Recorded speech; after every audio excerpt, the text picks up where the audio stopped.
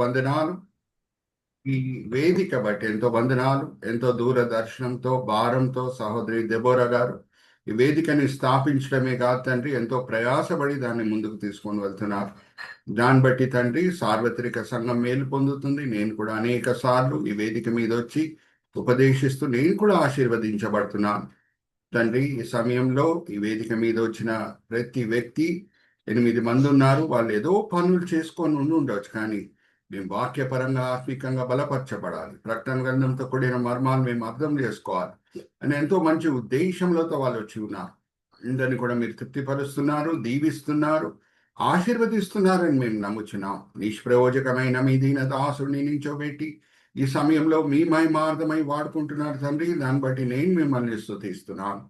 ఈ దినం ఈ వేళ ఈ పూట మీరు మా కొరకు ఏర్పరచుకున్న ఆత్మిక పాఠములు మా విశ్వాస నేతను విప్పి బయలుపరుస్తారని నమ్ముచు ఈ వినపములు మేము యేసుక్రీస్తు పరిశుద్ధమైన నామములో వేడుకుంటున్నాం. ఆమీన్, ఆమీన్, ఆమీన్. అయితే ఎప్పుడు లెక్కనే ఒక విషయం నేను మీతో పంచుకొని ముందుకు వెళ్తాను. మనం ఆల్రెడీ ప్రకటన గ్రంథం 20వ అధ్యాయం వరకు వచ్చి ఉన్నాము. కానీ ఎప్పుడు నేను ప్రతి సెషన్ ప్రారంభంలోనే పునాది వేస్తాను. అదేమనగా మనకెప్పుడు జ్ఞాపకం ఉండాలి, మన అన్నిటికంటే ముఖ్యమైన పరిచర్య ఏమై ఉన్నదో. అన్నిటికంటే ముఖ్యమైన పరిచర్య ఏమై ఉన్నదంటే ఆయనను ఆరాధించే పరిచర్య. దేవుని ఆరాధించే విషయంలో దేవుడు మన జీవితంలో కుమరించిన దీవెనలు బట్టి ఆయనను ఆరాధించడం మంచిదే, కానీ అన్నిటికంటే శ్రేష్టమైన ఆరాధన ఏమై ఉన్నదంటే మన దేవుడు ఏమై ఉన్నాడో దాన్ని బట్టి ఆయనను ఆరాధించడం మనము నేర్చుకోవాలి. మొదటిగా, ఎందుకు ఆరాధన అన్ని పరిచర్యల కంటే గొప్ప పరిచర్య? కారణం ఏంటంటే ఇది శాశ్వతమైన పరిచర్య. వేరే పరిచర్యలన్నీ కూడా ఈ లోకంకి నిమిత్తమైన పరిచర్యలు. స్వస్థపరిచే పరిచర్య, సువార్త బోధించే పరిచర్య, ప్రవచించే పరిచర్య, ఇవన్నీ కూడా ఈ లోకంకి చెందిన పరిచర్యలు. ఏమన్నా ఒక పరిచర్య ఈ లోకంలో ప్రారంభమై పరలోకంలో కూడా కొనసాగుతుందంటే అది ఆయనను ఆరాధించే పరిచర్య. మీరు అన్మ్యూట్ చేసుకొని జవాబు ఇవ్వండి నేను అడిగే ప్రశ్నకి. పరలోకం వెళ్ళిన తర్వాత అక్కడ ఏమైనా స్వస్థపరిచే పరిచర్య ఉంటుందమ్మా? అందరూ అందరు కూడా ఆరోగ్యంగానే ఉంటారు. అక్కడ ఏమైనా సువార్త బోధించి ఆత్మని రక్షించే పరిచర్య ఉంటుందమ్మా? ఉండదు. అక్కడ అందరు కూడా పవిత్రులే. ఏమన్నా ఒక పరిచర్య ఈ లోకంలో ప్రారంభమై పరలోకంలో కూడా కొనసాగుతుందంటే అది ఆయనను ఆరాధించే పరిచర్య. సో దేవుని ఆరాధించే విషయంలో దేవుడు ఏమై ఉన్నాడో దాన్ని బట్టి ఆయనను ఆరాధించడం మనం నేర్చుకోవాలి. ఆయన ఉన్న మంచి గుణముల బట్టి, శ్రేష్టమైన విషయాలు బట్టి ఆయనను ఆరాధించడం మనము నేర్చుకోవాలి. దేవుల్లో ఉన్న అనేక మంచి గుణములో ఒక గుణం ఏంటంటే, ఇప్పుడే సహోదరి జయంతి గారు చదివినిపించారు. దానియేలు గ్రంథం 2వ అధ్యాయం 22వ వచనంలో మరుగు మాటలని బయలుపరిచే దేవుడై ఉన్నాడు, లోతైన రహస్యాలని బయలుపరిచే దేవుడై ఉన్నారు. సో ప్రకటన గ్రంథంకి పునాది ఇదే, మరుగైన మాటలని దేవుడు బయలుపరుస్తున్నాడు ప్రకటన గ్రంథం చేత. రాబోయే దినంలో ఏం జరగబోతుందో చూయిస్తున్నాడు దేవుడు ప్రకటన గ్రంథం చేత. దాన్ని మనం చదువుతూ దేవుణ్ణి ఆరాధించే బదులమై ఉన్నాం. అయితే పునాది వాక్య భాగం ప్రకటన గ్రంథంది, అది ఎప్పుడు నేను మీకు గుర్తు చేస్తుంటాను. చందు బ్రదర్ కూడా మనకి దాంతో కూడిన స్లైడ్ కూడా చూపిస్తూనే ఉంటారు.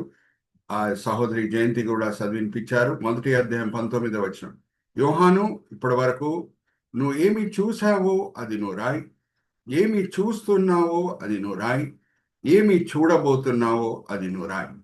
దాన్ని బట్టి మనం ప్రకటన గ్రంథంని 3 భాగాలుగా విభాగించవచ్చు అని మీతో నేను ఎన్నో వారాలుగా పంచుకుంటున్నాను. ఏమి చూసి ఉన్నావో అది నువ్వు రాయి. ఏమి చూసి ఉన్నాడు ఇప్పటి వరకు అంతా కూడా 1వ అధ్యాయంలో వస్తుంది. ఇక్కడ చూడండి, చందు బ్రదర్ కూడా మనకి చక్కగా చూపిస్తున్నారు ఆ స్లైడ్. ఇప్పటి వరకు యోహాన్ దేనికి సాక్షి అయి ఉన్నాడు? రక్షణ ప్రణాళిక శిలువ మీద ప్రభువారు సమాప్తం చేసింది, దానికి ఆయన సాక్షి అయి ఉన్నాడు. ప్రభువారి పునరుద్ధానంకి ఆయన సాక్షి అయి ఉన్నాడు. పెంతెకోస్తు దినంన ఆత్మ కుమ్మరింపబడుట, దానికి ఆయన సాక్షి అయి ఉన్నాడు. 3000 ఆత్మలతో సంఘం స్థాపింపబడుట, దానికి సాక్షి అయి ఉన్నాడు. సువార్త విస్తరించే కొలది సంఘము శ్రమలకి గురి అవుట, దానికి ఆయన సాక్షి అయి ఉన్నాడు. ఇప్పుడు యోహాన్ కూడా శ్రమలకి గురి అయి పాత్మోస్ ద్వీపంలో చెరలో ఉన్నాడు. డొమిషియన్ అనే రోమా చక్రవర్తి ఆయనని చెరలో వేసేశాడు. అదంతా కూడా మనం మొదటి అధ్యాయంలో చూసాం. యోహాను, నువ్వు ఏమి చూస్తున్నావో అది నువ్వు రాయి. దాన్ని మనం ప్రెజెంట్ అని అంటాం. 2-3 అధ్యాయాలని మనం ప్రెజెంట్. ప్రభువారు ఆ 7 సంఘాలతో పలికిన మాటలని ఈ యుగము అని అంటాం. అంతకీ ప్రభువారు ఈ మాటలు 2000 సంవత్సరాల క్రితం పలికారు. కానీ దాన్ని మనం ఈ యుగం అని ఎందుకు అంటున్నాం? కారణం ఏంటంటే ఆ 7 సంఘాల్లో ఉన్న విషయాలే, ఆ 7 సంఘాల్లో ఉన్న సమస్యలే ఇప్పుడు 2025లో మనం చూస్తే అదే సమస్యలు ఏ సంఘంలోన్నా మనకి కనిపిస్తున్నది. సో ప్రభువారు ఆ సమస్యలకి పలికిన పరిష్కారము ఇప్పుడు కూడా వర్తిస్తుంది. అందుకే మనం 2-3 అధ్యాయాలని ప్రజెంట్ అని అంటాం. 4-5 అధ్యాయాలని పారెంథసిస్ ఆర్ ఇంటర్వెల్ అని అంటాం. అక్కడ ప్రభువారు ఏం చూపిస్తున్నారు యోహాన్కి? ఆయనని ఆత్మికంగా ఆరోహణం చేసి పరలోకంకి తీసుకొని వెళ్ళి ఆయన సింహాసనం దర్శనం చూపిస్తున్నారు. సింహాసనం దేనికి గుర్తు? అన్ని దేవుని స్వాధీనంలో ఉందనే సత్యంకి అది గుర్తు. ఎందుకు ఆ దర్శనం యోహాన్కి చూపించాల్సి వచ్చింది ఆ సమయంలో అని అంటే 6వ అధ్యాయం నుంచి 19వ అధ్యాయం వరకు యోహాను భయంకరమైన దర్శనంలో చూడబోతున్నాడు. దుష్టులు పరిశుద్ధులని చంపివేయుట, దుష్టులు పరిశుద్ధులని యుద్ధంలో ఓడగొట్టి చంపివేయుట, ఇటువంటి భయంకరమైన దర్శనంలో యోహాన్ చూడబోతున్నాడు. మానసికంగా ఆత్మికంగా ఆయనలో కలవరం పుట్టబోతుంది. అదంతా పుట్టకుండా ఉండుటకు దేవుడు సింహాసనం దర్శనము చూపిస్తున్నారు. సింహాసనం దర్శనం చూపించి యోహాన్ హృదయంలో దేవుడు నాటిన సత్యం, ముద్రించిన సత్యం ఏమనగా, యోహాను, నువ్వు దిగులు పడకు, అన్నీ నా స్వాధీనంలో ఉంది. దుష్టులు పరిశుద్ధులను చంపివేసేస్తున్నారా, యుద్ధంలో ఓడగొడుతున్నారా, ఇదంతా కూడా తాత్కాలికంగా జరిగే విషయాలు. కానీ శాశ్వతమైన విజయము పరిశుద్ధులదే అనే సత్యంని నాటుటకే దేవుడు 4-5 అధ్యాయాల్లో ఆయన సింహాసనం దర్శనము చూపిస్తున్నారు. 6వ అధ్యాయం నుంచి 19వ అధ్యాయం వరకు మనం చూసాం. అక్కడ శ్రమకాలం ప్రారంభమవుట 6వ అధ్యాయంలో, 19వ అధ్యాయంలో సమాప్తం అవుట అర్మగదోన్ యుద్ధంతో. సో ఈ 6 నుంచి 19 అధ్యాయాల్లో కూడా మనం గమనిస్తే 6 నుంచి 16 అధ్యాయం వరకు ఏమని అక్కడ రాయబడి ఉన్నది, ఏ వివరాలు అక్కడ రాయబడి ఉన్నాయి? 7 ముద్దల తీర్పు, 7 బూరల తీర్పు, 7 పాత్రల తీర్పు గురించి 6 నుంచి 17 అధ్యాయం వరకు, 6 నుంచి 16 అధ్యాయం వరకు మనము చదువుకున్నాం. 7 అధ్యాయంలో క్రీస్తు విరోధి అబద్ధ ప్రవక్త స్థాపించే ఒక మతం, వన్ వరల్డ్ రిలీజన్, అది ఎలాగా స్థాపింపబడుతుంది, అది ఎలాగా నాశనం అవుతుంది, అదంతా కూడా మనం 17వ అధ్యాయంలో చూసాం. 18వ అధ్యాయంలో క్రీస్తు విరోధి కమర్షియల్ క్యాపిటల్, ఆయన వ్యాపార కేంద్రం, అది ఎలాగా దేవుని ఉగ్రతకి అది పాత్రను అవుతుంది, ఎలాగ దేవుని ఉగ్రత కుమరింపబడుతున్నది ఆ పట్టణం మీద, ఆ వ్యాపారం కేంద్రం మీద, అదంతా కూడా మనం 18వ అధ్యాయంలో చూసాం.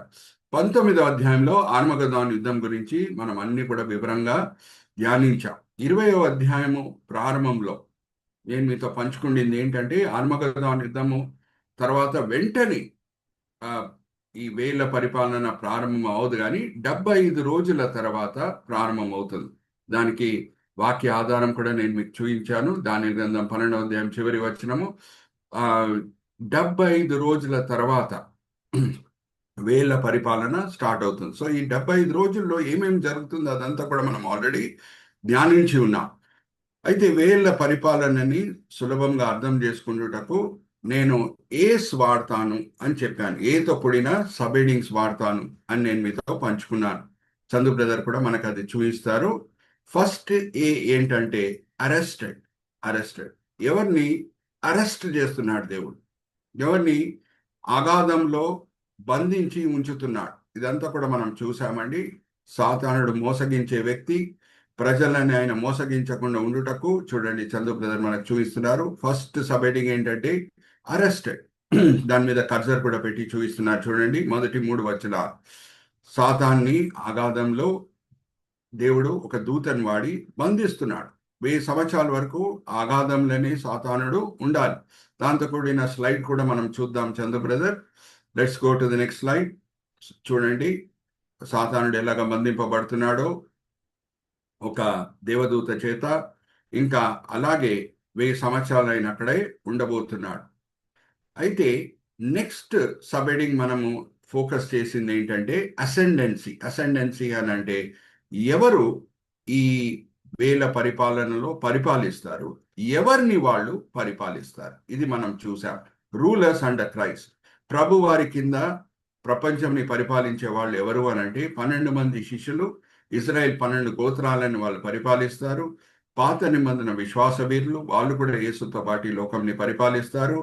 ఇంకా కొత్త నిబంధన ఉన్న పరిశుద్ధులు పెంతికోస్ దినం నుంచి ఎవరు మారు మనసు పొందారో, ప్రకటన గ్రంథములో మనము ఆరోహణం గురించి చదువుకున్నాం చూడండి. ఆరోహణం అయ్యే వరకు ఎవరెవరు పరిశుద్ధులు యేసుక్రీస్తు ప్రభు అని సొంత రక్షకుడిగా అంగీకరించారో పెంతికోస్ దినం నుంచి, అంటే ఆ 3000 మంది ఎవరెవరు మారు మనసు పొందారో వాళ్ళతో పాటు ఇప్పటి వరకు ఎవరెవరు యేసుని సొంత రక్షకుడిగా అంగీకరించారో వాళ్ళు కూడా ప్రభుత్వ వాటి పరిపాలిస్తారు. నాలుగో గుంపు ఎవరు అంటే శ్రమకాలంలో హతసాక్షులుగా చనిపోయిన వాళ్ళు ప్రభుత్వ బాటి ప్రపంచంని పరిపాలిస్తారు. ఎవరిని వాళ్ళు పరిపాలిస్తారు? నెక్స్ట్ కింద చూడండి. The ruled under Christ, the repentant Jews who accepted Christ before the Armageddon war. Armageddon యుద్ధము సమయంలో దానికంటే ముందు ఎవరెవరు యూదులు యేసుక్రీస్తు ప్రభుని సొంత రక్షకుడిగా అంగీకరిస్తారో వాళ్ళు పరిపాలించబడతారు. వాళ్ళందరూ కూడా ఇప్పుడు క్రైస్తవులుగా మారుమనసు పొందుతారు. యేసుని సొంత రక్షకుడిగా అంగీకరిస్తారు. యేసుని మెస్సయ్యగా అంగీకరిస్తారు. రెండో గుంపు ఎవరు అని అంటే గొర్రెలు. గొర్రెలు అని అంటే ఎవరెవరు 7 సంవత్సరాల శ్రమకాలంలో ఉన్నారో, యేసుని సొంత రక్షకుడిగా అంగీకరించారో, వీళ్ళు ఆరోహణమైన భక్తులు కాదు, ఆ సమయంలో విడవబడారు. కానీ 7 సంవత్సరాల శ్రమకాలంలో ప్రభుని సొంత రక్షకుడిగా అంగీకరించారు. ఇంకా నానా శ్రమల ద్వారా వెళ్ళినా సరే నమ్మకంగా ప్రభుని హత్తుకొని ఉన్నారు. ఒకరొకరికి సహాయం చేసుకున్నారు. క్రైస్తవులు ఒకరొకరికి సహాయం చేసుకున్నారు. ఇంకా ఆ గొర్రెల గుంపులో ఇంకొక గుంపు కూడా ఉంటుంది. అదేంటంటే అన్యులు. వాళ్ళు కూడా యేసుక్రీస్తు ప్రభువారు శిష్యులని క్రీస్తు విరోధి అబద్ధ ప్రవక్త అన్యాయంగా హింసిస్తున్నారు అని గమనించి, క్రైస్తవులు అన్యాయమైన హింసలకి గురి అవుతున్నారని గమనించి వాళ్ళు కూడా క్రైస్తవులకి సాయం చేస్తారు. వాళ్ళు కూడా ఈ గొర్రెల గుంపులో ఉంటారు.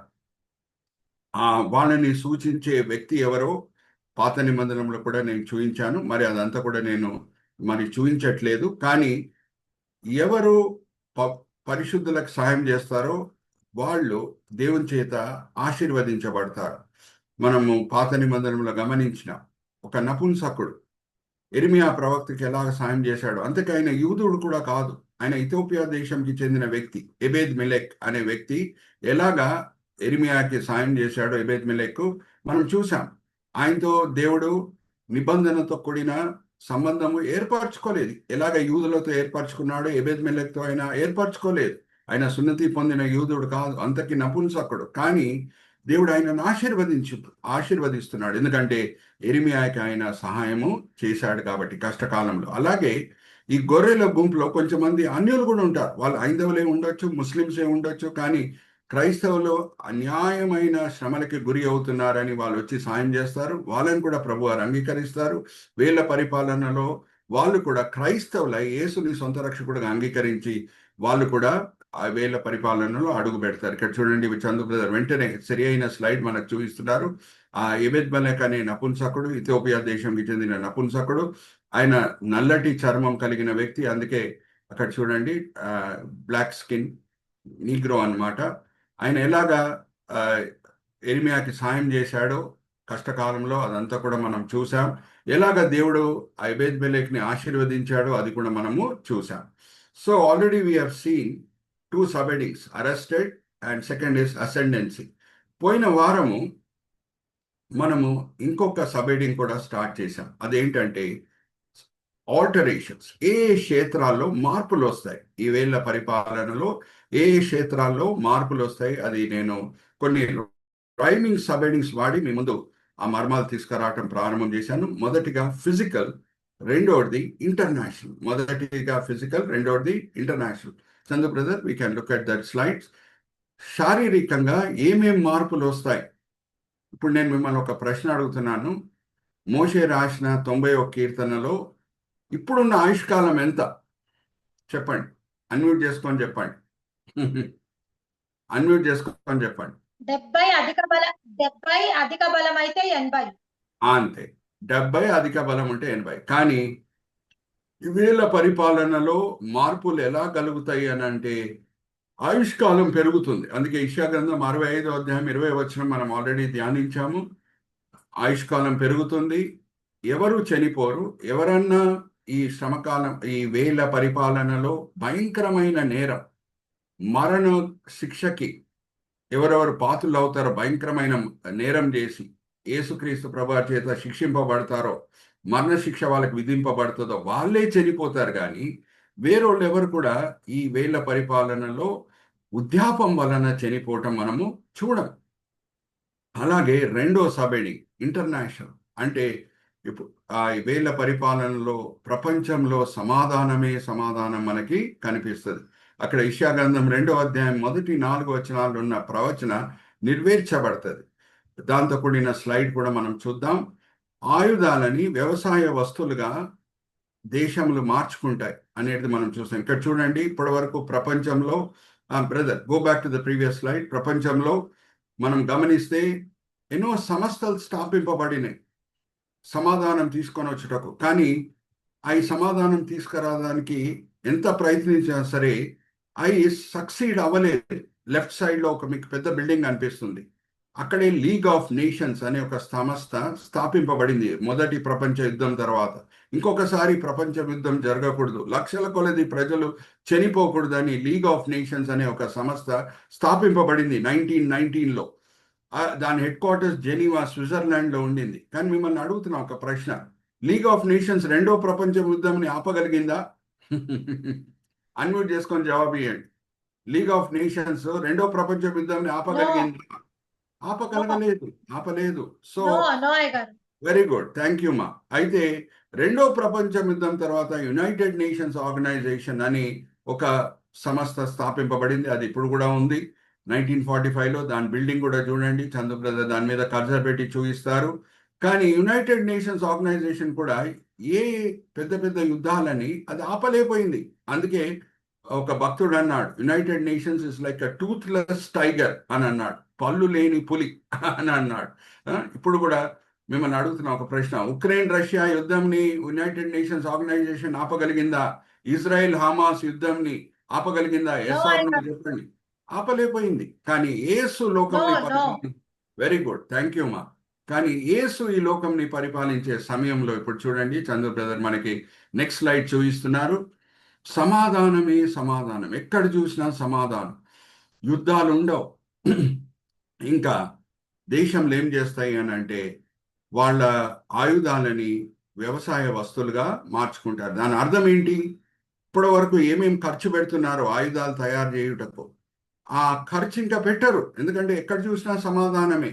భారతదేశం పాకిస్తాన్ మధ్యన సమాధానం ఉంటుంది, భారతదేశము చైనా మధ్యన సమాధానం ఉంటుంది, నార్త్ కొరియా సౌత్ కొరియా మధ్యన సమాధానం ఉంటుంది, రష్యా ఉక్రెయిన్ మధ్యన సమాధానం ఉంటుంది.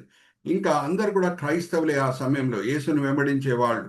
సో ఎక్కడ చూసినా సమాధానం ఉంటుంది. కాబట్టి జాగ్రత్తగా వినండి.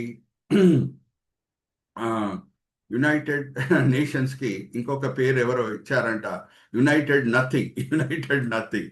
Praise the Lord. Thank you Chandu brother. అయితే ఆ కాలంలో ఆయుధాలని వాళ్ళు ప్రజలు ఏం చేస్తారంటే వ్యవసాయ వస్తువులుగా వాడుకుంటారు. అంటే దాని అర్థం ఏంటి? ఏమేమి ఖర్చులు పెడుతున్నారో ఆయుధాలు సిద్ధపరచుటకు, తయారు చేయుటకు, అది వ్యవసాయం వస్తువులు తయారు చేయుటకు ఆ ఖర్చు పెడతారు. హల్లెలూయా, ప్రైజ్ ద లార్డ్. ఇక్కడ చూడండి, లెఫ్ట్ సైడ్ మనకి ట్యాంక్ కనిపిస్తుంది. ట్యాంకు ఆయుధంగా ఎలాగా యుద్ధంలో వాడబడుతుందో మనకందరు కూడా తెలుసు. కానీ అదే ట్యాంకు ట్రాక్టర్గా మారిపోతుంది. ఇక్కడ చూడండి, రైట్ సైడ్ ట్రాక్టర్గా మారిపోతుంది. ట్రాక్టర్ యుద్ధంకి వాడతారా, వ్యవసాయం వస్తువులకు వ్యవసాయం పనులకు వాడతారా? వ్యవసాయంకి అది వాడతారు. ఇది నిజమైన ఒక టైంలో ఉన్న ట్యాంక్ ఇది. రష్యాలో గార్బచేవ్ అనే ఒక నాయకుడు ఉన్నప్పుడు ఆయన ఎంతో ప్రయత్నించాడు సమాధానం తీసుకొని వచ్చేటప్పుడు. ఇంకా ఆయన కూడా ఉదాహరణకి చూపించాడు ఏమనంటే, చూడండి రష్యా యుద్ధం కోరుకుంటలేదు, మా ట్యాంక్స్ని కూడా మేము వ్యవసాయ వస్తువులుగా మార్చుకుంటున్నాం, మా ట్యాంక్స్ని ట్రాక్టర్స్గా మార్చుకుంటున్నాం అని కూడా చూపించాడు. కానీ ఆయన మాటలు కూడా ఎవరు వినలేదు, ఆయన కూడా ఆయన పనిలో విజయం పొందలేదు. కానీ యేసు లోకంని పరిపాలించే సమయంలో సహోదరి జయంతి ఈ వాక్య భాగం చదివినిపిస్తారు. అమ్మా చదివినిపించమ్మా. యెషయా గ్రంథం 2వ అధ్యాయము 1వ వచనం నుంచి 4వ వచనం. ఎక్కడెక్కడ కర్జర్ పెట్టి చూయించాలో చందు బ్రదర్ కర్జర్ పెట్టి చూయిస్తారు. యెషయా గ్రంథం 2వ అధ్యాయము 1 వచనం నుంచి 4వ వచనం. యెషయా గ్రంథం 2వ అధ్యాయము 1వ వచనం. యూదాను గురించి, యెరూషలేమును గురించి ఆమోజు కుమారుడైన యెషయాకు దర్శనం వల్ల కలిగిన దేవోక్తి. అంత్య దినములలో పర్వతముల పైనను యెహోవా మందిర పర్వత శిఖరములను స్థిరపరచబడి కొండల కంటే ఎత్తుగా ఎత్తబడెను. ప్రవాహం వచ్చినట్లు సమస్త జనులు దానిలోనికి వచ్చుదురు. ఆ కాలము సియోన్లో నుండి ధర్మశాస్త్రమును, యెరూషలేము నుండి యెహోవా వాక్కు బయలువెళ్ళును. జనులు గుంపులు గుంపులుగా వచ్చి యాకోబు దేవుని మందిరమునకు, యెహోవా పర్వతమునకు మనము వెళుదము రండి. ఆయన తన మార్గముల విషయమై మనకు బోధించును. మనం ఆయన త్రోవలలో నడుతుమని చెప్పుకొందురు. ఆయన మధ్యవర్తి అయి అన్య జనులకు న్యాయము తీర్చును. అనేక జనములకు తీర్పు తీర్చును. వారు తమ ఖడ్గములను నాగటి నక్కలుగాను, తమ ఈటలను మచ్చుకత్తులుగాను సాగగొట్టుదురు. జనుల మీదికి జనులు ఖడ్గమెత్తకయుండును. యుద్ధము చేయు నేర్చుకొనుట ఇక మానివేయును. థ్యాంక్ యూ మా. చూడండి, ట్యాంక్స్ అన్ని కూడా ఇప్పుడు ట్రాక్టర్స్ గా మార్చబడతాయి. ఎందుకంటే ఎక్కడ చూసినా ఇప్పుడు సమాధానము ఉంది కాబట్టి. అయితే 3వ సబ్-హెడ్డింగ్కి నేను వచ్చే ముందు ఒక మాట నేను మీతో పంచుకోవాలి. అదేంటంటే, మనం చిన్నప్పటి నుంచి జంతువులను చూడాలి, పులిలను చూడాలి, ఎలుగుబండిలను చూడాలి, అలాగే సింహాలను చూడాలి అంటే ఎక్కడ వెళ్ళేవాళ్ళము? చేసుకోండి, చెప్పండి.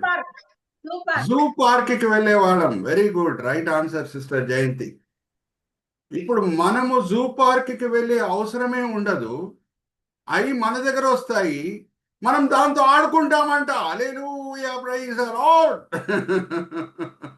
ఇప్పుడు జూ పార్క్కి వెళ్ళినా సరే, పులిలు ఎక్కడ ఉంటాయో, మనం ఎక్కడి నుంచి నించొని చూడాలో దాని మధ్యన గ్యాప్ అనేది ఉంటుంది. అవి ఇక్కడ వచ్చి మనల్ని ఏమీ హాని చేయకుండా దాని చుట్టూ ఎక్కడెక్కడ పులిలు, సింహాలు, ఎలుగుబండిలు ఉంటాయో ఫెన్సింగ్ ఉంటుంది, చిన్న చిన్న గోడలు ఉంటాయి.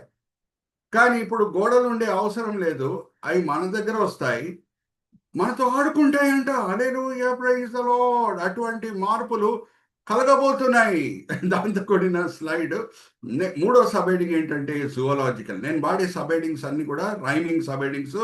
మొదటి సబ్-హెడ్డింగ్ ఫిజికల్, రెండవది ఇంటర్నేషనల్, మూడవది జువలాజికల్. ఇప్పుడు చందు బ్రదర్ ఆ స్లైడ్ కూడా మనకు చూపిస్తారు, చూడండి. సహోదరి జయంతి వాక్య భాగం చదివినిపిస్తారు. 65వ కీర్తనమా 65వ అధ్యాయము యెషయా గ్రంథం 25వ వచనం. 65:25 ఇక్కడ చూడండి. 65వ అధ్యాయము యెషయా గ్రంథం 25వ వచనం. యెషయా గ్రంథం 65వ అధ్యాయము 25వ వచనం. తోడేళ్లను గొర్రె పిల్లలను కలిసి మేయును. సింహము ఎద్దు వలె గడ్డి తినును. సర్పము మన్ను ఆహారమగును. నా పరిశుద్ధ పర్వతంలో అవి హాని అయినను నాశనమైనను చేయకుండును అని యెహోవా సెలవిచ్చుచున్నాడు. హల్లెలూయా, ప్రైజ్ ది లార్డ్. యెషయా గ్రంథం 11వ అధ్యాయం 6వ వచనం నుంచి 8వ వచనం కూడా చదవండి అమ్మా. చిన్న పిల్లోడు వెళ్ళి సర్పంతో కూడా ఆడుకుంటున్నాడు. ఇక్కడ చూడండి, చంద్ర బ్రదర్ దాని మీద కర్సర్ పెట్టి చూపిస్తున్నారు. యెషయా గ్రంథం 11వ అధ్యాయం 6వ వచనం నుంచి 8వ వచనం కూడా చదవమ్మా. యెషయా గ్రంథం 11వ అధ్యాయము 6వ వచనం. తోడేళ్లను గొర్రె పిల్లల యొద్ద నివాసం చేయును. చిరత పులి మేక పిల్లల యొద్ద పండుకొనును. దూడయు పదమ సింహము పెంచబడిన కోడయు కూడుకొనగా బాలుడు వాటిని తోలును. ఆవు ఎలుగులు కూడా మేయును. వాటి పిల్లలు ఒక్క చోటనే పండుకొనును. ఎద్దు మేయునట్లు సింహము గడ్డి మేయును. పాలకుడుచు పిల్లలు నాగుపాముల పుట్ట యొద్ద ఆటలాడుదుడు. మిడనాగుల పుట్ట మీద పాలు విడిచిన పిల్లలు తమ చెయ్యి చాచును. నా పరిశుద్ధ పర్వతమంతటను. చాలమ్మా, ఇక్కడ చూడండి, సింహము ఇంకా ఎద్దు కలిసి గడ్డి తింటున్నాయి. పైన వెళ్ళండి చందు బ్రదర్, అక్కడ చూడండి, సింహము ఎద్దు కలిసి గడ్డి తింటున్నాయి. ఇంకా ఒక అడవిలో పులి ఇంకా గొర్రె పక్కన పక్కన నీళ్లు తాగుతున్నాయి. చూడండి చంద్ర బ్రదర్ ఎంత చక్కగా మనకు కర్సర్ పెట్టి చూపిస్తున్నారు. Come down brother, left side. ఇక్కడ చూడండి, పులి, చీత పులి ఇంకా గొర్రె కలిసి నీళ్లు తాగుతున్నాయి ఒక అడవిలో. ఇటువంటి గొప్ప మార్పులు మనం చూడబోతున్నాం. అంటే ఈదేన్ తోటలో ఎలాగుండిందో, హల్లెలూయా, మొదటి ఆదాము ఈ లోకంకి రాజుగా దేవుడు నియమించినప్పుడు ఆ మొదటి ఆదాం పాపం చేయని సమయంలో పరిస్థితులు ఎలాగుండేవో అలాగా తిరిగి పరిస్థితులు కడబడి ఆదాము పరిపాలనలో మరి తిరిగి వస్తాయి. హల్లెలూయా, ప్రైజ్ ది లార్డ్. యేసుక్రీస్తు ప్రభువారికి ఇవ్వబడిన అనేక పేర్లు ఒక పేరు ఏంటంటే కడబడి ఆదాం. మొదటి ఆదాంకి కడబడి ఆదాంకి ఉన్న పోలికలేంటి? ఇద్దరి జన్మంలో మానవుని పాత్ర అనేది లేదు. ఆర్ యు ఆల్ విత్ మీ? ఆదాము జన్మించాడంటే ఆయనకి తల్లిదండ్రులు లేరు, అది దేవుని కార్యం. అలాగే యేసుక్రీస్తు ప్రభువారి జన్మంలో కూడా మానవుని పాత్ర లేదు, అది పరిశుద్ధాత్మ దేవుని కార్యం. అందుకే యేసుక్రీస్తు ప్రభువారికి కడబడి ఆదాం అనే పేరు కూడా ఉన్నది. ఒకసారి దాంతో కూడిన వాక్య భాగము సహోదరి జయంతితో నేను చదివిస్తాను. అమ్మా, పరిస్థితులు ఎలాగున్నాయో మొదటి ఆదాం ఈ లోకంని పరిపాలించిన సమయంలో ఆ పరిస్థితులు తిరిగి వస్తాయి. చదవమ్మా, యేసుక్రీస్తు ప్రభువారికి కడబడి ఆదాం అనే పేరు ఎక్కడ ఇవ్వబడిందో 1 కొరింథీ 15వ అధ్యాయం 45వ వచనం. 1 కొరింథీ 15వ అధ్యాయం 45వ వచనం. బైబిల్స్ అండర్లైన్ చేసుకోండి.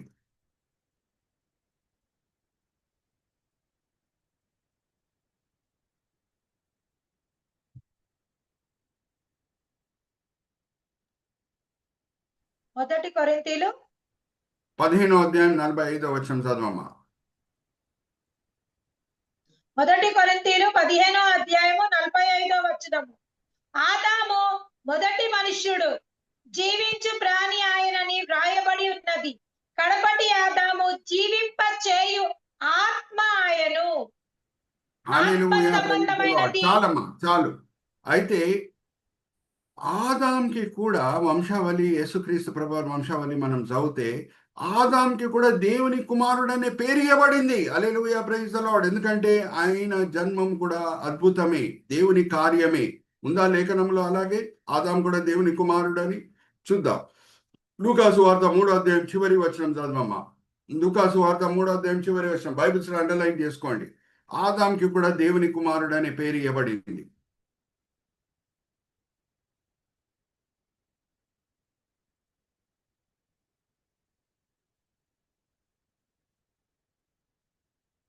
మా అన్మ్యూట్ చేసుకొని చదవమ్మా, అన్మ్యూట్ చేసుకోమ్మా. లూకాసు వార్త 3వ అధ్యాయము చివరి వచనం 38వ వచనము. కైనాను ఎనోషుకును, ఎనోషు షేతుకును, షేతు ఆదామునకు, ఆదాముకు దేవుని కుమారుడు. హల్లెలూయా, ప్రైజ్ ది లార్డ్. సో ఆదాంకి కూడా దేవుని కుమారుడు అనే పేరు ఇవ్వబడింది. ఎందుకంటే ఆదాము జన్మంలో అలాగే కడబడి ఆదాము జన్మంలో మనిషి పాత్ర అనేది లేదు, అది దేవుని కార్యమై ఉన్నది. సో మొదటి ఆదాము లోకంని పరిపాలించిన సమయంలో ఈదేన్ తోటలో పరిస్థితులు ఎట్లున్నాయో అలాగే ఆ పరిస్థితులే మరి కడబడి ఆదాం పరిపాలనలో మనం తిరిగి చూడొచ్చు. సో ఇప్పటి వరకు మనము 3 సబ్-హెడ్డింగ్స్ చూసాం, అన్ని రైమింగ్ సబ్-హెడ్డింగ్స్. వీళ్ళ పరిపాలనలో జరిగే మార్పులేంటి? మొదటిగా ఆరోగ్యం, ఫిజికల్. రెండోది ఇంటర్నేషనల్, దేశంల మధ్యన సమాధానము ఎలాగుంటుందో. ఇప్పుడైతే అన్ని యుద్ధాలు మనకు కనిపిస్తున్నాయి. వీళ్ళ పరిపాలన ప్రారంభంలో ఆయుష్కాలము 70, అధిక బలం ఉంటే 80. కానీ ఇప్పుడు వీళ్ళ పరిపాలనలో ఎవరు కూడా వృద్ధాపం వలన చనిపోరు. ఎవరన్నా భయంకరమైన నేరం చేసి ఆ సమయంలో యేసు చేత శిక్షింపబడి మరణశిక్షకి పాత్రలు అవుతారేమో కానీ వృద్ధాపం వలన చనిపోయే వాళ్ళు ఎవరు ఉండరు. రెండో మార్పు ఏంటంటే ఇంటర్నేషనల్. ఇప్పుడు ఎక్కడ చూసినా మనం యుద్ధాలు చూస్తున్నాం. వీళ్ళ పరిపాలనలో ఆ యుద్ధాలు అనేవి ఉండవు, ఎక్కడ చూసినా సమాధానమే.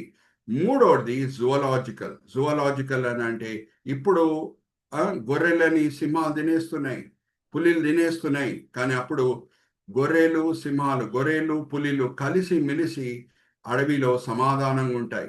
ఇప్పుడు వైరం ఉంది జంతువుల మధ్యన, మనుషుల మధ్యన. అప్పుడు వైరం ఉండదు. చిన్న పిల్లోడు కూడా పాములతో ఆడుకుంటాడంట. సో అటువంటి పరిస్థితులు తిరిగి రాబోతున్నాయి. ఇదేం తోట పరిస్థితులు తిరిగి రాబోతున్నాయి. నాలుగోది స్పిరిచువల్. స్పిరిచువల్ అంటే దేవుని రాజ్యం కొరకు మనం అందరం కూడా ప్రార్థన చేస్తున్నాం.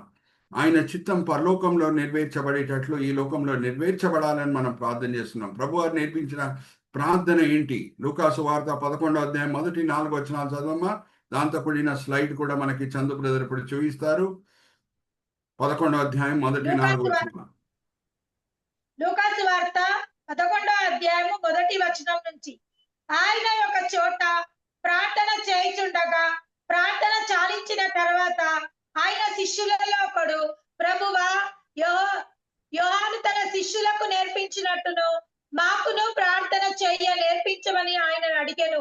అందుకు ఆయన, మీరు ప్రార్థన చేయనప్పుడు, తండ్రి, నీ నామం పరిశుద్ధపరచబడును గాక, నీ రాజ్యం వచ్చును గాక, మాకు కావలసిన అనుదిన ఆహారము మాకు దయచేయము, మేము మాకిచ్చి ఉన్న ప్రతి వాణిని క్షమించుచున్నాము కనుక మా పాపములని క్షమించుము, మమ్ములని శోధంలోకి తేకుము అని పలుకుడని వారితో చెప్పెను. హల్లెలూయా, ప్రైజ్ ది లార్డ్.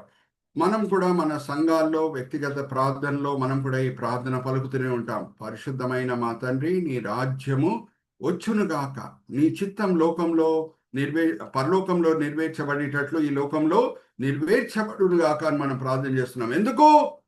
ఆయన చిత్తం ఇప్పుడు పరలోకంలో నెరవేర్చబడేటట్లు ఈ లోకంలో నెరవేర్చబడట్లేదు కాబట్టి. జాగ్రత్తగా వినండి, చాలా ముఖ్యమైన పాయింట్కి నేను వస్తున్నాను. ఆయన చిత్తం పరలోకంలో నెరవేర్చబడేటట్లు ఈ లోకంలో ఇప్పుడు నెరవేర్చబడుతున్నది అని అంటే ఈ ప్రార్థన అవసరం లేదు, నెరవేర్చబడట్లేదు. ఆదాం పాపంలో పడిపోయిన తర్వాత ఈ లోక అధిపతి ఎవడైపోయాడు? సాతానుడు. అందుకే మనకి టెర్రర్ అటాక్స్ గురించి పేపర్ మీడియాలో మనం చదువుకుంటున్నాం. బాంబ్ బ్లాస్ట్ల గురించి, గ్యాంగ్ రేప్స్ గురించి, కరప్షన్ గురించి భయంకరమైన సంఘటనలు జరుగుతున్నాయి ఈ లోకంలో. ఎందుకంటే దేవుని చిత్తం పరలోకంలో నెరవేర్చబడేటట్లు ఈ లోకంలో నెరవేర్చబడట్లేదు కాబట్టి మనం ఆ ప్రార్థన చేస్తున్నాం. కానీ మన ప్రార్థన ఫలితం ఎప్పుడు మనకు కనిపిస్తుంది అని అంటే, వేల పరిపాలనలో పరలోకంలో దేవుని చిత్తం ఎలాగా నెరవేర్చబడుతుందో ఈ లోకంలో కూడా నెరవేర్చబడుతుంది. Hallelujah, praise the Lord. Are you all with me? అయితే కొంచెం లోతులో నేను వెళ్తున్నాను, జాగ్రత్తగా వినండి. ఇప్పుడైతే దేవుని చిత్తము పరలోకంలో నెరవేర్చబడేటట్లు ఈ లోకంలో నెరవేర్చబడట్లేదు, అది సత్యమే. కానీ ఎక్కడన్నా ఒక చోటు ఉంది అక్కడ దేవుని చిత్తం పరలోకంలో నెరవేర్చబడేటట్లు ఈ లోకంలో నెరవేర్చబడాలి అని అంటే, పాత నిబంధన కాలంలో ఇజ్రాయెల్ దేశంలో, కొత్త నిబంధన కాలంలో ప్రతి స్థానిక సంఘంలో. హల్లెలూయా, ప్రైజ్ ది లార్డ్. ఆయన రక్తం చేత కొనబడిన సంఘంలో మాత్రము దేవుని చిత్తం పరలోకంలో ఎలాగ నెరవేర్చబడుతుందో ఇక్కడ నెరవేర్చబడాలని తండ్రి కోరుకుంటాడు. అననీయ సఫీరా ఎక్కడన్నా అబద్ధం మాట్లాడుంటే వాళ్ళకి ఏం అయ్యేది కాదు, కానీ సంఘంలో అబద్ధం మాట్లాడారు కాబట్టి వెంటనే పడిపోయి చనిపోయారు. హల్లెలూయా, ప్రైజ్ ది లార్డ్. ఇంకా మనకందరు కూడా ప్రభు బలలో పాల్గొనే ముందు ప్రతి కాపరి, ప్రతి సంఘ కాపరి 1 కొరింథీయులకు రాసిన పత్రిక 11వ అధ్యాయం 23వ వచనం నుంచి 32వ వచనం చదివి వినిపిస్తాడు. అక్కడ ఏమని రాయబడి ఉన్నది? అపవిత్రమైన విశ్వాసులు, కొరింథీ సంఘంకి చెందిన అపవిత్రమైన విశ్వాసులు ప్రభు బలలో పాల్గొన్నప్పుడు వాళ్ళలో అనేకులు రోగిలై ఉన్నారు, అనేకులు బలహీనులై ఉన్నారు, ఎంతో మంది నిద్రించుచున్నారు. హల్లెలూయా, ప్రైజ్ ది లార్డ్. ఒకసారి ఆ వాక్య భాగం కూడా చదువుకుందామా? 1 కొరింథీ 11వ అధ్యాయం 29వ వచనం నుంచి 30వ వచనం చదవమా. 1 కొరింథీ 11, 29 నుంచి 30. 1 కొరింథీయులకు రాసిన పత్రిక 11వ అధ్యాయము 29వ వచనం నుంచి 30వ వచనం. 29వ వచనం నుంచి. ప్రభు శరీరమని వివేచింపక తిను త్రాగువాడు తనకు శిక్ష విధి కలుగుటకే తిని త్రాగుచున్నాడు. ఇందువలననే మీలో అనేకులు బలహీనులను రోగులై ఉన్నారు, చాలా మంది నిద్రించుచున్నారు. థ్యాంక్ యూ మా, ప్రైజ్ ది లార్డ్. చూడండి, దేవుని చిత్తం ఈ లోకంలో నెరవేర్చబడట్లేదు, కానీ ఎక్కడన్నా నెరవేర్చబడాలి అని అంటే పాత నిబంధన కాలంలో ఎక్కడ దేవుడు కోరుకున్నాడు? ఆయన ఐగుప్తు దాసత్వం నుంచి విమోచించిన ఇజ్రాయెల్ దేశంలో మాత్రం ఆయన చిత్తం నెరవేర్చబడాలని దేవుడు కోరుకున్నాడు. ఎక్కడ చూసినా విగ్రహారాధన ఉన్నది, కానీ ఇజ్రాయెల్ దేశంలో విగ్రహారాధన ఉంటే దేవుడు అనుమతిస్తాడా? అనుమతించాడు. అలాగే పాపం ఎక్కడైనా ఉండొచ్చు, కానీ ఆయన స్వరక్తం చేత కొనబడిన సంఘంలో మాత్రము పాపం ఉండుటకు వీల్లేదు. అక్కడైతే దేవుని చిత్తమే నెరవేర్చబడాలి. హల్లెలూయా, ప్రైజ్ ది లార్డ్. అందుకే ఒక సందర్భంలో ప్రభువారు ఈ మాటలు పలుకుతున్నారు, కళ్ళలో నీళ్ళు వచ్చేస్తాయి ఆ మాటలు మనం చదివినప్పుడు. ఆయన తల్లి, ఆయన సహోదరులు వచ్చి కబురు పంపిస్తున్నారు యేసుక్రీస్తు ప్రభువారి దగ్గర, నిన్ను మేము కలవాలని ఉంది అన్నప్పుడు, ఎవరు నా తల్లి, ఎవరు నా సహోదరులు అని ప్రభువారు చక్కని జవాబిస్తున్నారు దానికి. ఒకసారి ఆ వాక్య భాగం సహోదరి జయంతి గారు చదివినిపిస్తారు. మత్తయి సువార్త 12వ అధ్యాయం 46వ వచనం నుంచి చదవమ్మా. మత్తయి సువార్త 12వ అధ్యాయం 46వ వచనం నుంచి. బైబిల్స్ ను అండర్లైన్ చేసుకోండి. ఎవరు యేసుక్రీస్తు ప్రభువారి తల్లిగా, ఎవరు యేసుక్రీస్తు ప్రభువారి సహోదరులు యాక్చువల్ గా చూద్దాం. మత్తయి సువార్త 12వ అధ్యాయం 46వ వచనం నుంచి. మత్తయి సువార్త 12వ అధ్యాయము 46వ వచనం. ఆయన జన సమూహంతో ఇంకా మాట్లాడుచుండగా, ఇదిగో ఆయన తల్లియు సహోదరులను ఆయనతో మాట్లాడగోరుచు వెలుపల నిలిచి ఉండిరి. అప్పుడొకడు, ఇదిగో నీ తల్లియు నీ సహోదరులను నీతో మాట్లాడవలనని వెలుపల నిలిచి ఉన్నారని ఆయనతో చెప్పెను. అందుకు ఆయన తనతో, ఈ సంగతులు చెప్పిన వారిని చూచి, నా తల్లి ఎవరు, నా సహోదరులు ఎవరు అని చెప్పి తన శిష్యుల వైపు చెయ్యి చాపి, ఇదిగో నా తల్లియు నా సహోదరులను పరలోకమందున్న నా తండ్రి చిత్తముని చొప్పున చెయ్యువాడే నా సహోదరుడును నా సహోదరియును నా తల్లియును అనెను. హల్లెలూయా, ప్రైజ్ ది లార్డ్. ఎవరు జీవితాల్లో దేవుని చిత్తం పరలోకంలో నెరవేర్చబడుతుందో, అలాగే ఈ లోకంలో నెరవేర్చబడుతుందో, వాళ్ళే యేసుక్రీస్తు ప్రభువారికి తల్లి అని చెప్పుకోవచ్చు, సహోదరులు అని చెప్పుకోవచ్చు, సహోదరులు అని చెప్పుకోవచ్చు. అది ఎక్కడ జరుగుతుందంటే ఆయన స్వరక్తం చేత కొనబడిన సంఘంలో. ఇప్పుడైతే దేవుని చిత్తం మనం పరలోకంలో నెరవేర్చబడేటట్లు ఈ లోకంలో నెరవేర్చబడట్లేదు. ప్రపంచంలో అంతా కూడా సాతాను చిత్తమే నెరవేర్చబడుతుంది. కానీ కానీ కానీ మరి నేను చెప్తున్నాను, ఎక్కడన్నా ఒక చోటు ఉంది అక్కడ దేవుని చిత్తం పరలోకంలో నెరవేర్చబడేటట్లు ఈ లోకంలో నెరవేర్చబడుతుంది అంటే ఆయన స్వరక్తం చేత కొనబడిన సంఘంలో. ఈ స్వరక్తం చేత కొనబడిన సంఘము వేల పరిపాలనకి ప్రతిబింబమై ఉన్నది. Hallelujah, praise the Lord. Are you all understanding? సంఘం విలువ ఏంటో, ప్రాముఖ్యత ఏంటో, ధన్యత ఏంటో. రాబోయే వేల పరిపాలనకి సంఘము ప్రతిబింబమై ఉన్నది. Are you all with me? So వేల పరిపాలనలో మాత్రం ఎక్కడ చూసినా, ప్రత్యేకంగా వేల పరిపాలన ప్రారంభంలో దేవుని చిత్తమే నెరవేర్చబడుతుంది, దేవుని చిత్తమే నెరవేర్చబడుతుంది. సో ఎన్నో మార్పులు మనం చూస్తున్నాం. వేల పరిపాలనలో మనం వాడిన 4 సబ్ హెడింగ్స్ ఏంటంటే physical, international, zoological and spiritual.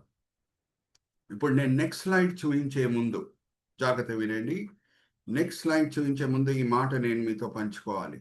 అదేమనగా, ఎవరన్నా క్రైస్తవ కుటుంబంలో పుడితే క్రైస్తవులు అయిపోతారండి? అడుగుతున్నా మిమ్మల్ని. చెప్పండి, అన్మ్యూట్ చేసుకొని చెప్పండి. క్రైస్తవ కుటుంబంలో పుడితే క్రైస్తవులు అయిపోతారా? అవరు. యేసుక్రీస్తు ప్రభువుని సొంత రక్షకుడుగా అంగీకరించాలి. సో జాగ్రత్త వినండి.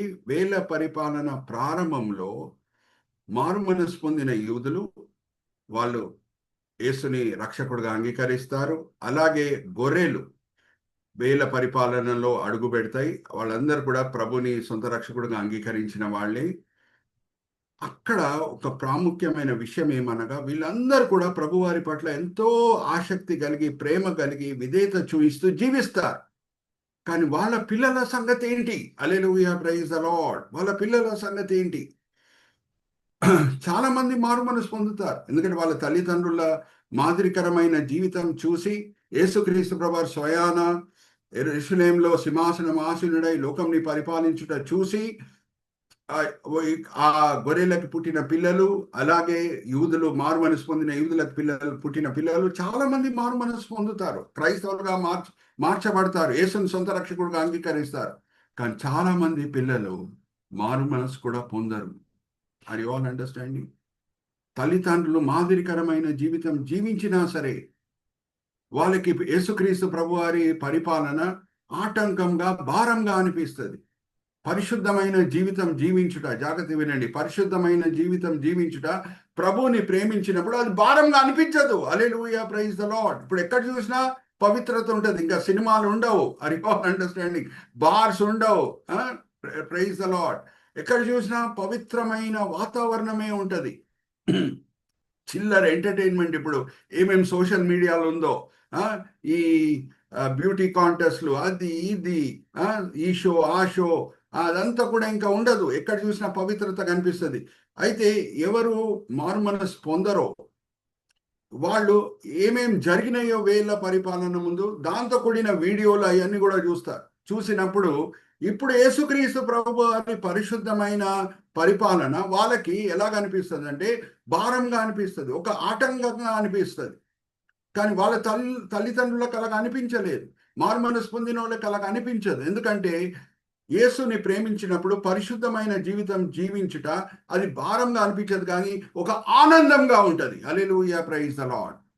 ఉందా అలాగే లేఖనంలో? ఒకసారి చూద్దామా? 1 యోహాను 5వ అధ్యాయం మొదటి 2 వచనాలు చదవమా. 1 యోహాను 5వ అధ్యాయం మొదటి 2 వచనాలు. దేవుణ్ణి ప్రేమించే వారికి దేవుని ఆజ్ఞలు పాటించుట అది భారంగా అనిపించదు. మొదటి 4 వచనాలు, 1 యోహాను 5వ అధ్యాయం మొదటి 4 వచనాలు. అన్మ్యూట్ చేసుకొని 1 యోహాను 4వ అధ్యాయము మొదటి వచనం నుంచి. ప్రియులారా, అనేకులైన అబద్ధ ప్రవక్తలు లోకంలోకి బయలు వెళ్తున్నారు కనుక ప్రతి ఆత్మను నమ్మక. మొదటి యోహాను 5వ అధ్యాయం, మొదటి యోహాను 5వ అధ్యాయం మొదటి 4 వచనం. సారీ, మొదటి యోహాను 5వ అధ్యాయం మొదటి వచనం నుంచి. యేసే క్రీస్తై ఉన్నాడనియు నమ్ము ప్రతి వాడను దేవుని మూలకంగా పుట్టి ఉన్నాడు. పుట్టించిన వానిని ప్రేమించు ప్రతి వాడను ఆయన మూలకంగా పుట్టిన వారిని ప్రేమించును. మనము దేవుని ప్రేమించుచు ఆయన ఆజ్ఞలను నెరవేర్చు వారమైతిమా దేవుని పిల్లలను ప్రేమించుచున్నామని దాని వలనే ఎరుగుదుము. కంటిన్యూమా. మనం ఆయన ఆజ్ఞలను గైకొనుటయే దేవుని ప్రేమించుట. ఆయన ఆజ్ఞలు భారమైనవి కావు. దేవుని మూలకంగా పుట్టిన వారందరూ లోకంని జయించుదురు. లోకమును జయించి విజయము మన విశ్వాసమే. యేసు దేవుని కుమారుడని నమ్మిన వాడు తప్ప లోకముని జయించువాడు మరి ఎవడు? నీళ్ళ ద్వారాను రక్తం ద్వారాను. చాలమ్మా, చాలు. Praise the lord. దేవుని వలన పుట్టిన వ్యక్తి ఆయన దేవుణ్ణి ప్రేమిస్తాడు. ఆయన పరిశుద్ధమైన జీవితం జీవించే విషయంలో ఆయనకి అది భారంగా అనిపించదు. సంతోషంగా పరిశుద్ధమైన జీవితం ఆయన జీవిస్తాడు. హల్లెలూయా, ప్రైజ్ ద లార్డ్. కానీ ఎవరు మారు మనసు పొందట్లేదు, యేసుని సొంత రక్షకుడిగా అంగీకరించట్లేదు, వాళ్ళకి వేళ్ళ పరిపాలన ఉన్న పరిశుద్ధమైన పరిస్థితులు పెద్ద భారంగా అనిపిస్తాయి, ఆటంకంగా ఉంటాయి. వాళ్ళు తిరుగుబాటు చేస్తారు యేసుక్రీస్తు ప్రభు వారికి విరోధంగా. అంతకీ యేసుక్రీస్తు ప్రభువారిని స్వయాన కళ్ళారా చూస్తున్నారు సింహాసనం ఆసీనుడై యెరూషలేములో పరిపాలించటం. ఇంకా వాళ్ళకు కూడా తెలుసు పరిస్థితులు ఎంత భయంకరంగా ఉన్నాయో. యేసుక్రీస్తు ప్రభు వారి పరిపాలన ప్రారంభంలో పరిస్థితులు ఎంత భయంకరంగా ఉన్నాయో, ఆయన ఎలాగా మార్చాడో, ఎన్ని విషయాల్లో మార్పులు వచ్చినాయో, ఎన్ని మేళ్ళు కలుగుతున్నాయో, ఇదంతా కూడా తెలిసి కూడా పవిత్రమైన జీవితం జీవించడం వాళ్ళకి ఒక పెద్ద భారం ఉంటుంది. ఎందుకంటే వాళ్ళు మారు మనసు పొందలేదు కాబట్టి. Are you all understanding? అయితే పాత నిబంధనలో ఒక ఉదాహరణ నేను మీ ముందు తీసుకొని వస్తున్నాను. 2 కుమారులు, వాళ్ళు పరిశుద్ధమైన ప్రత్యక్ష గుడారంలోనే పనిచేస్తూ పాపం చేస్తూ ఉంటారు. పరిశుద్ధమైన ప్రత్యక్ష గుడారంలో పనిచేస్తూ ప్రధాన యాజకుని కుమారులై ఉండి కూడా పాపం చేస్తుంటారు. ఎవరి గురించి మాట్లాడుతున్నా నేను? చెప్పండి, ఎవరి గురించి మాట్లాడుతున్నా? ఏలీ కుమారులు. Very good, right answer sister Jayanthi గారు. సో ప్రధాన యాజకుడు ఏలీ, ఆయన దేవుని పట్ల భయభక్తి కలిగి ఉన్న వ్యక్తి. ఆయన గద్దిస్తున్నాడు వీళ్ళని, అయినా సరే వీళ్ళు ప్రత్యక్ష గుడారంలో ఉంటే పాపం చేస్తున్నారు. సో వేల పరిపాలనలో కూడా అటువంటి ఏలీ కుమార్ లాంటి వ్యక్తులు ఉంటారు. ఫినెహాస్, ఓఫ్నీ లాంటి వ్యక్తులు ఉంటారు. ఇప్పుడు let's go to the next slide Chandu brother. Let's go to the next slide. మనం చూసిన ఏస్ ఏంటంటే ఫస్ట్ అరెస్టెడ్, అసెండెన్సీ, ఆల్టరేషన్స్. ఇప్పుడు 4వ ఏకి మనం వెళ్తున్నాం. అది ఏమనగా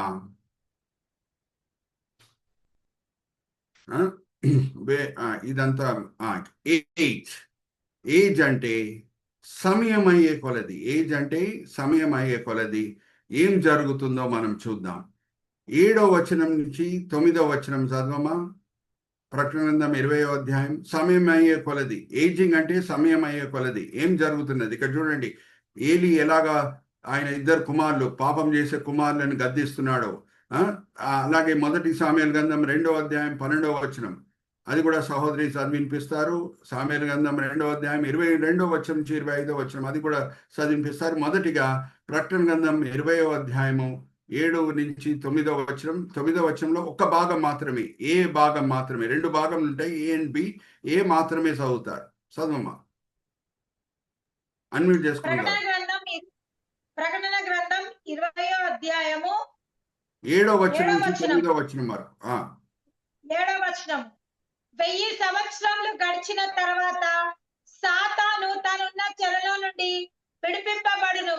భూమి నలుదిశల యందుండు జనులను లెక్కపు సముద్రపు ఇసుక వలె ఉన్న గోగు మాగోగు అను వారి మోసపరిచి వారిని యుద్ధమునకు పోగు చేయుటకై వాడు బయలుదేరును. వారు భూమి అంతటా వ్యాపించి పరిశుద్ధుల శిబిరములను, ప్రియమైన పట్టణములను ముట్టడి వేయగా పరలోకం నుండి అగ్ని దిగి వచ్చి వారిని దహించెను. థ్యాంక్ యూ మా. సో సాతానుడు మరి ఆఘాతం నుంచి బయటికి వస్తున్నాడు. బయటికి వచ్చి ఎవరు మనసులో తిరుగుబాటు స్వభావం ఉందో, యేసుక్రీస్తు ప్రభు వారికి విరోధంగా తిరుగుబాటు స్వభావం, పరిశుద్ధమైన జీవితం జీవించే విషయంలో తిరుగుబాటు స్వభావం ఎవరెవరు మనసులో ఉందో వాళ్ళనందరినీ కూడా పోజేస్తాడు. ఒక పెద్ద సైన్యం తయారు చేస్తాడు. అదే గోగు మెగాగు యుద్ధం. యేసుక్రీస్తు ప్రభు వారు ఎక్కడున్నారు ఇప్పుడు? యెరూషలేములో సింహాసనం ఆసీనుడై లోకంని పరిపాలిస్తున్నాడు. సో పరిశుద్ధుల పట్టణం యెరూషలేంని మరి ఆ గోగు మెగాగ్ అనే 2 నాయకులు, భయంకరమైన నాయకులు, క్రీస్తు విరోధి అబద్ధ ప్రవక్త ఎలాగా అర్మగదోన్ యుద్ధం సమయంలో ముట్టడి వేశారో యెరూషలేంని, అలాగే ఈ వేల పరిపాలన చివర్లో 2 శత్రులు, 2 దుష్టులు, గోగు మెగాగు, వాళ్ళు ఏం చేస్తారు అని అంటే విశాలమైన సైన్యంని తీసుకొని వచ్చి యెరూషలేంని ముట్టడి వేస్తారు. సో ఈ వాక్య భాగం కూడా మనం చదువుకుందాము. ఎలాగ ఏలీ కుమారులు ఎలాగా తప్పుదారిలో వెళ్ళారో, పరిశుద్ధమైన ప్రత్యక్ష గుడారంలో పనిచేస్తూ వాళ్ళు ఎలాగా పాపములు చేశారో, ఎలాగా ఏలీ వాళ్ళ తండ్రి ప్రేమతో వాళ్ళని గద్దించినా సరే మాటలు వినలేదో, ఆ మాటలు కూడా మనం చూద్దాం. Chandu brother, let's look at that slide. 1 సామెయలు గ్రంథం, చందు బ్రదర్ మనకి ఆ స్లైడ్ చూపిస్తారు.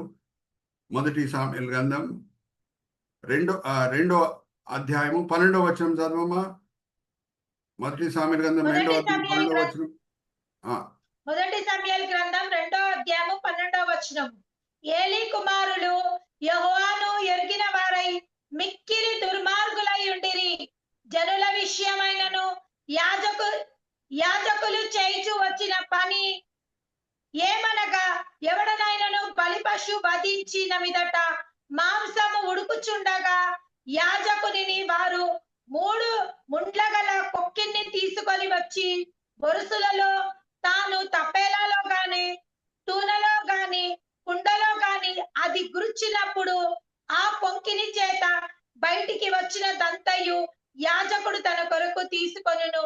షిలోహుకు వచ్చిన ఇశ్రాయేలీయులందరికీ చాలు, ఏ బలి దేవుని కొరకు అర్పించాలో ఆ మాంసం వీళ్ళు దొంగలిస్తున్నారు, తినేస్తున్నారు, దాంతో బిందులు పెట్టుకుంటున్నారు. చూడండి ఎంత భయంకరమైన పాపం. అలాగే అదే 1 సామెయలు గ్రంథం 2వ అధ్యాయం 22వ వచనం నుంచి 24వ వచనం కూడా చదవమ్మా. వాళ్ళు చేసే ఇంకా భయమేమి భయంకరమైన పాపంలో, పరిశుద్ధమైన స్థలంలో, పరిశుద్ధమైన ఆ ప్రత్యక్ష గుడారంలో 22వ వచనం నుంచి కూడా. 1 సమూయేలు 2వ అధ్యాయము 22వ వచనం. ఏలీ బహువృద్ధుడాయను, ఇశ్రాయేలీయులకు తన కుమారులు చేసిన కార్యములన్నీయు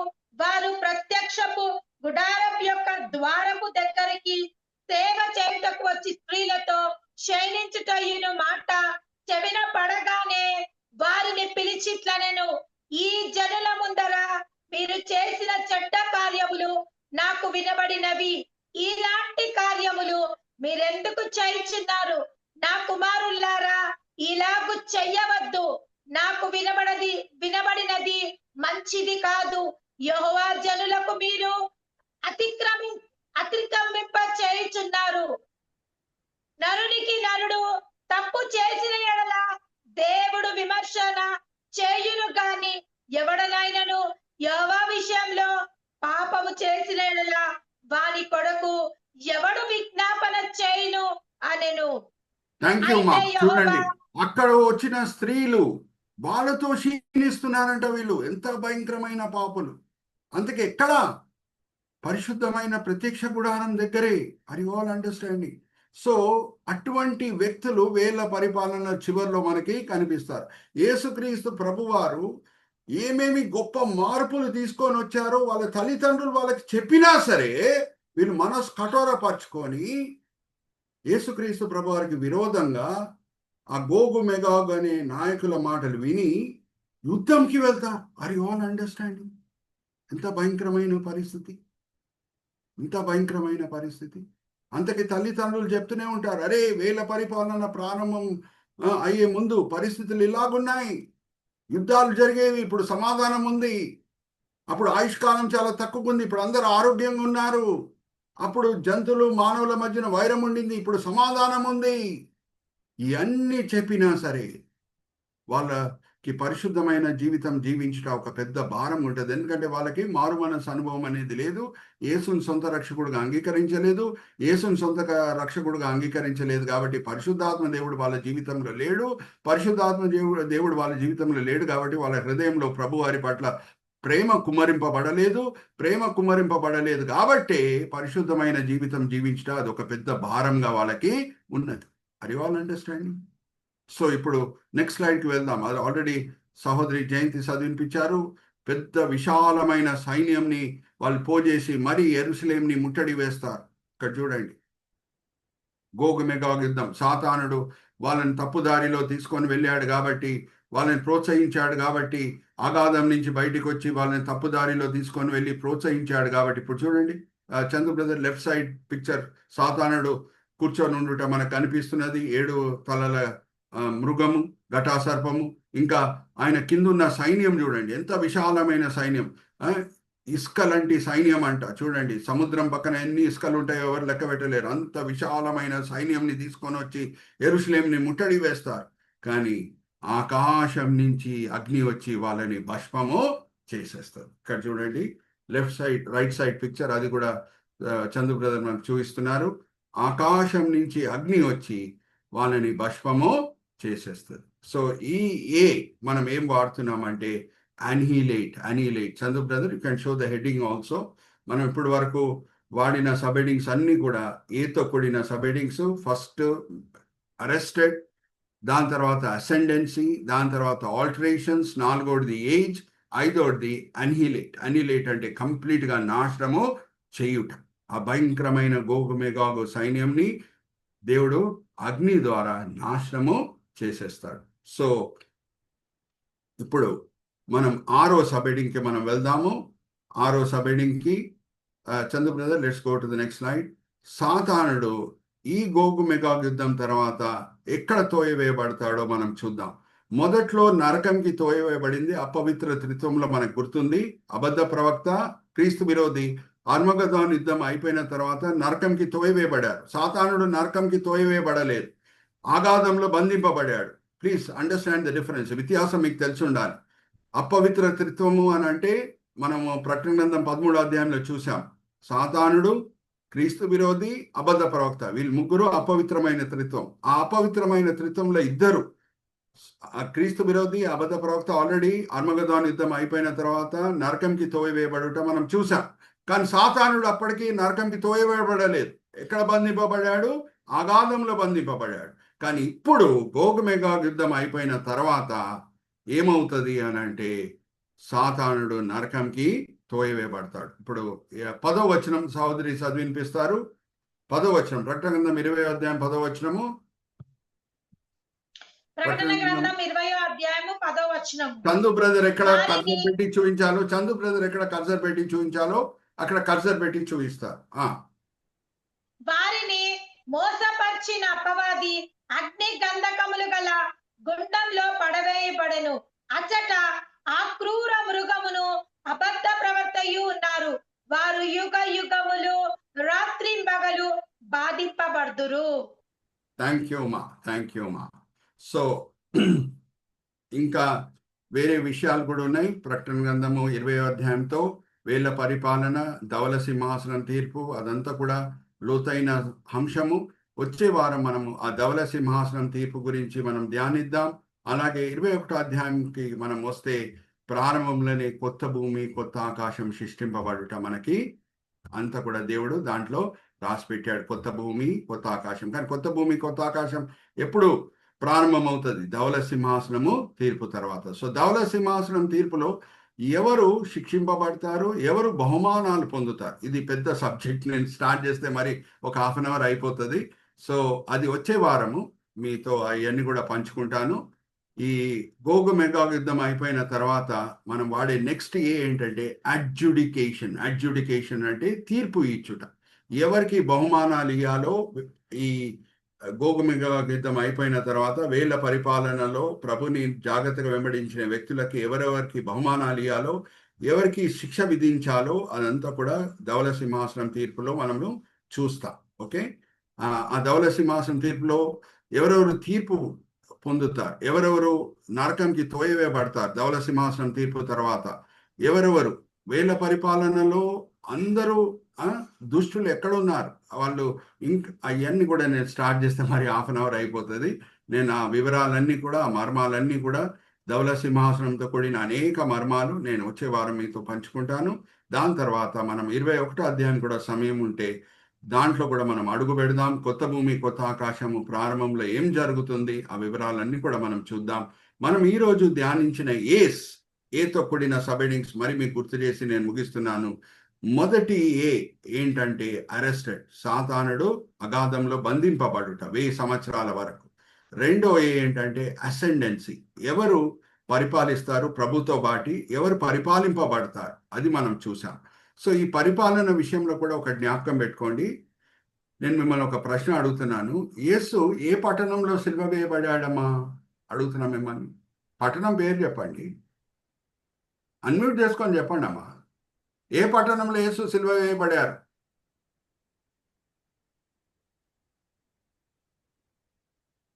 యెరూషలేములో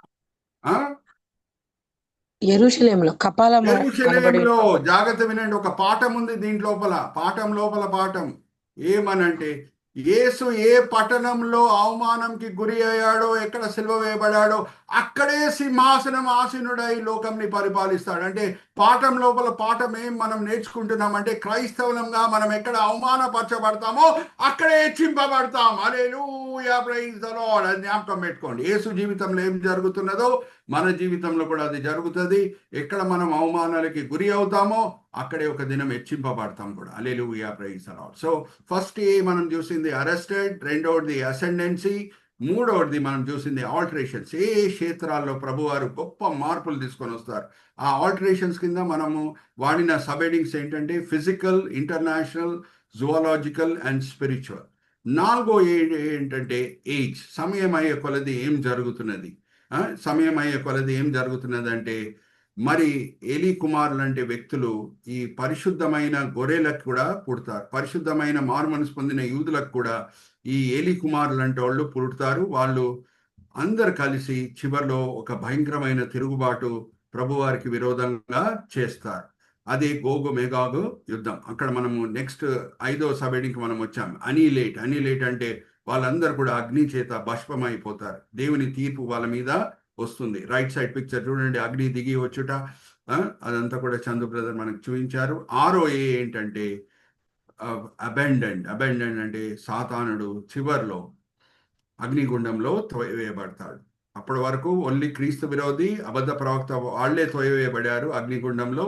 సాతానుడు అగాధంలో బంధింపబడ్డాడు. కానీ గోగు మెగాగ్ యుద్ధం అయిపోయిన తర్వాత సాతానుడు నరకంకి తోయవేయబడతాడు. వచ్చే వారము మనము ధవల సింహాసనం తీర్పుతో కూడిన అనేక విషయాలు మనం చూద్దాం. దాని తర్వాత కొత్త భూమి కొత్త ఆకాశంతో కూడిన మర్మాలు కూడా మనము అర్థం చేసుకుందాం. ఇక్కడ చిన్న ప్రార్థన చేసి నేను ముగిస్తున్నాను. దాని తర్వాత ఫ్లోరు మరి సహోదరి దెబోరా గారికి నేను అప్పచెప్తాను. తండ్రి, ఈ సమయం బట్టి ఎంతో వందనాలు, ఈ వేదిక బట్టి ఎంతో వందనాలు తండ్రి. ఎంతో కృషితో, ఎంతో ప్రయాసంతో, ఎంతో దూరదర్శనంతో సహోదరి దెబోరా గారు ఈ వేదికని స్థాపించటమే కాదు, ఎంతో ప్రయాసపడి తండ్రి దాన్ని ముందుకు తీసుకొని వెళ్తున్నారు.